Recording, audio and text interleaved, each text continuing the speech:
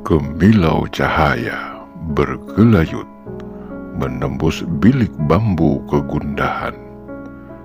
Cahayanya mampu membuyarkan lamunan sang bupati yang sedang berpikir keras mencari cara agar masyarakatnya tidak hidup dalam tekanan kerja paksa para penjajah.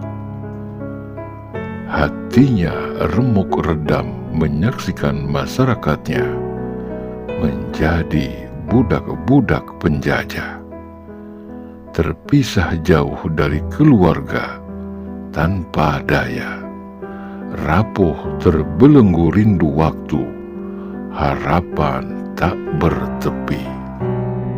Jari jemarinya berlahan meraih gelas kopi yang tersisa, menyeruput tetesan kopi terakhirnya.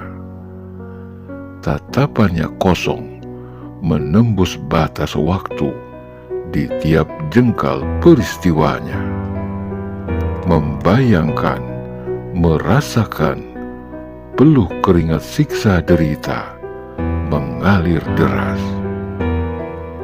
Perihnya perut meronta, bersenandung lapar menggila, tak terhiraukan, hilang tergerus gejolak rindu keluarga, cinta yang tergadaikan.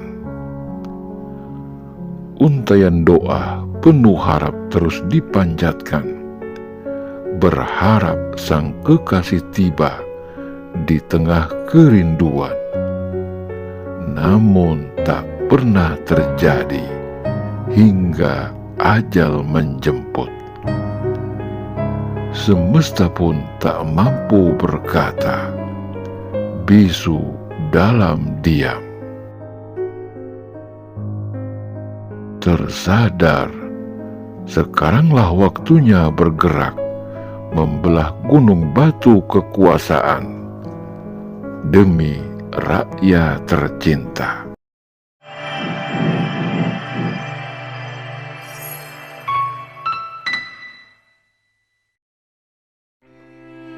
Assalamualaikum warahmatullahi wabarakatuh.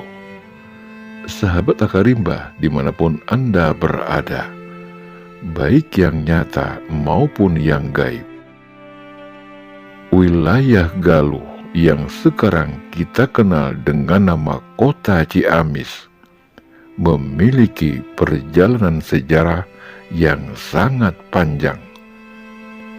Hal itu bisa kita lihat dari periodisasi yang dilewatinya, yaitu masa prasejarah, masa kerajaan, masa kekuasaan Mataram, kekuasaan Kompeni, masa Hindia Belanda, masa pendudukan Jepang, dan masa kemerdekaan. Dari rangkaian panjang itu, jelas sejarah bukan hanya memiliki fungsi informatif, tetapi juga edukatif. Bahkan sesungguhnya sejarah memiliki fungsi pragmatik. Kehidupan masa kini adalah hasil kehidupan masa lampau, dan kehidupan masa mendatang akan tergantung dari sikap kita mengisi kehidupan masa sekarang. Di tengah kondisi yang memprihatinkan, rakyat menderita kelaparan, serta tanam paksa yang berkepanjangan, muncullah sosok fenomenal dalam sejarah Kabupaten Galuh. Beliau lebih dikenal dengan panggilan Kanjeng Prabu.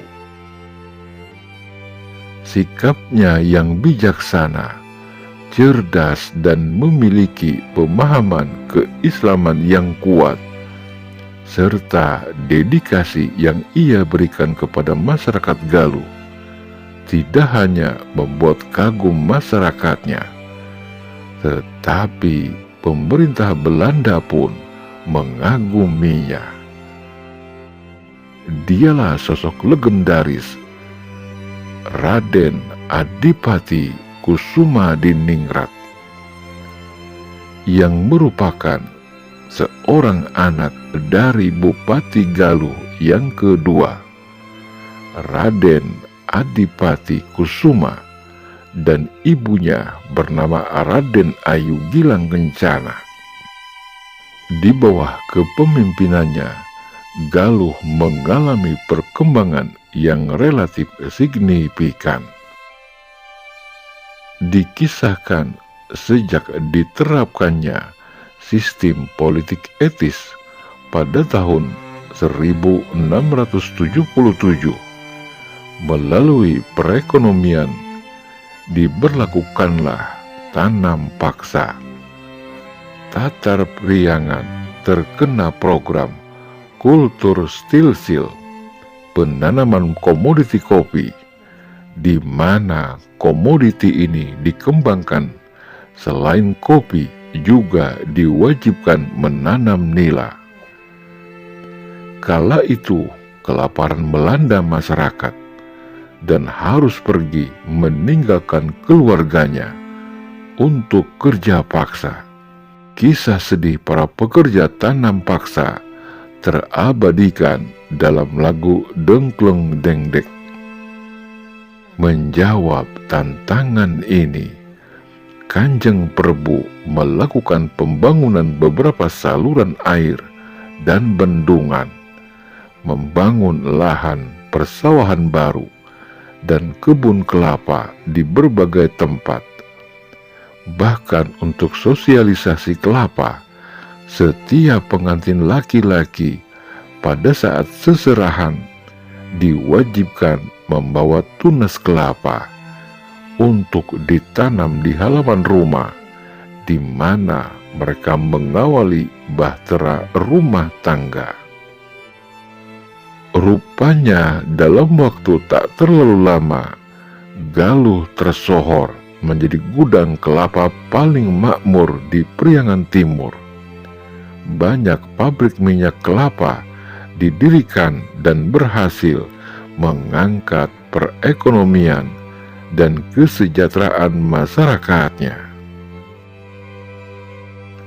Ada kisah yang menarik yang kala itu sebagian masyarakat Galuh masih memiliki tradisi paganisme atau pemujaan pada arca-arca meski sudah menganut Islam. Banyak masyarakat yang memelihara arca di rumahnya. Kanjeng Prabu yang memiliki kepedulian tinggi untuk melakukan syiar Islam, maka ia pun segera melakukan langkah-langkah cerdik dalam menghilangkan arca-arca dari rumah penduduk. Kanjeng Prabu mengadakan pengajian keliling di wilayahnya, membangun silaturahim. Ia memerintahkan masyarakatnya untuk berkumpul menghadiri pengajian-pengajian tersebut. Kemudian Kanjeng Prabu memberi titah di setiap pengajian yang diselenggarakan dengan memerintahkan kepada masyarakat agar membawa arca yang ada di rumahnya dan berkata, "Ayo kita satukan arca ini dengan arca yang aku miliki."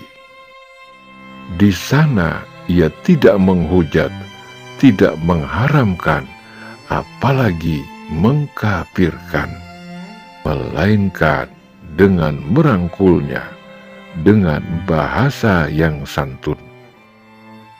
Rupanya cara tersebut terbukti ampuh. Masyarakatnya dengan senang hati mengikuti perintah Kanjeng Prabu, menunjukkan bahwa seorang pemimpin adalah bagian dari rakyatnya. Kedekatan inilah yang membuat dalam waktu singkat rumah-rumah rakyat bersih dari arca-arca tersebut.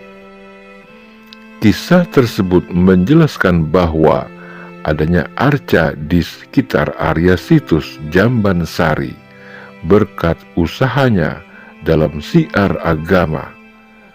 Arca-arca tersebut lalu dikelilingi, ditanami pohon wargu yang merimbuninya. Langkah dakwah Kanjeng Prabu berhasil mengurangi jumlah arca secara nyata. Aspek kebijaksanaan dan keteladanan dalam strateginya juga mengandung nilai keluhuran budi pekerti yang tinggi. Cara pendekatan Kanjeng Prabu menjadi inspirasi bagi para pemimpin dan ulama dalam melakukan pendekatan pada masyarakat.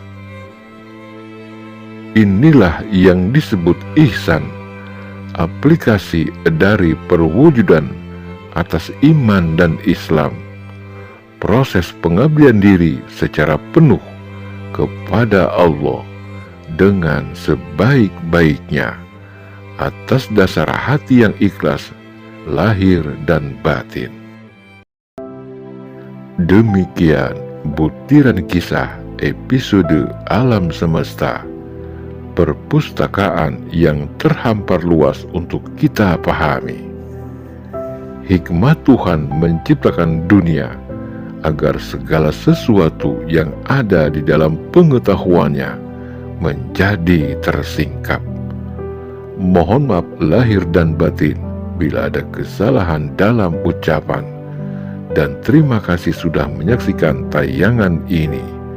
Kami sadar betul akan keterbatasan ilmu pengetahuan serta pemahaman. Bagi sahabat Akarimba yang memiliki pendapat berbeda dan ingin memperbaiki sejarah ini, silahkan tuangkan pada kolom yang tersedia. Jangan lupa untuk selalu mendukung kami dengan cara subscribe, like, dan komen pada channel kami, agar kami tetap semangat berkarya menciptakan titik-titik berikut menuju wujud alif sempurna lahir dan batin. Mbah Jagat Nurjati mengatakan, di dalam kepala ada otak, di dalam otak ada napas, di dalam napas ada roh, di dalam roh ada budi, di dalam budi ada nur, di dalam nur ada sir Allah. Rasulullah bersabda dalam hadis kursi, di dalam tubuh anak Adam ada segumpal daging, di dalam daging ada hati, di dalam hati ada nyawa, di dalam nyawa ada rahasia, di dalam rahasia ada nur ilahi yang tersembunyi, di dalamnya ada aku. Siapa yang mengenal Adam, dia akan mengenal Muhammad, wujud ilmu, nur, dan suhud. Siapa yang mengenal dirinya, dia akan mengenal Adam, tanah, air, api, dan angin. Siapa yang mengenal Muhammad, dia akan mengenal roh. Dan siapa yang mengenal roh, dia akan mengenal Allah, zat, sifat, asma, dan afal. Wallahu alam bisawab. Salam cinta leluhur Nusantara. Wabillahi taufik wal hidayah, warido wa inayah. Wassalamualaikum warahmatullahi wabarakatuh.